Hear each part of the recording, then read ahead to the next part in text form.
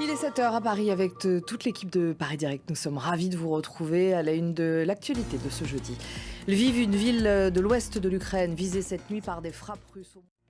Et que nous raconte la presse internationale et la presse française ce matin? Hélène Frade a lu entre autres cet article du journal Le Monde, mort de Naël M. Les premières constatations de l'enquête, les circonstances de sa mort commencent à s'éclaircir.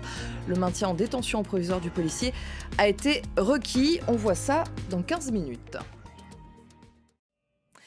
Les sirènes anti-aériennes ont retenti cette nuit dans Lviv. Cette ville de l'ouest de l'Ukraine a été visée par des missiles russes. Merci Emmanuel, vous étiez en direct de Kiev. La Chine et les États-Unis font un pas l'un vers l'autre. Janet Yellen, la ministre des Finances américaine, arrive aujourd'hui à Pékin.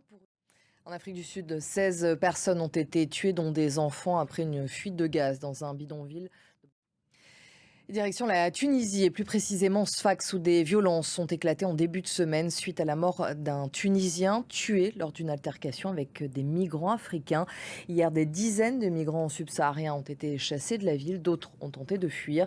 Depuis le discours du président Kais Saied en février contre l'immigration subsaharienne, les actes racistes se sont multipliés. Nos correspondants Lilia Blaise et Amdit Lili se sont rendus sur place. Voici leur reportage. Les droits des femmes toujours plus réduits en Afghanistan. Cette fois, les talibans ont décidé d'interdire les salons de beauté. Tous les établissements du pays devront être fermés d'ici un mois.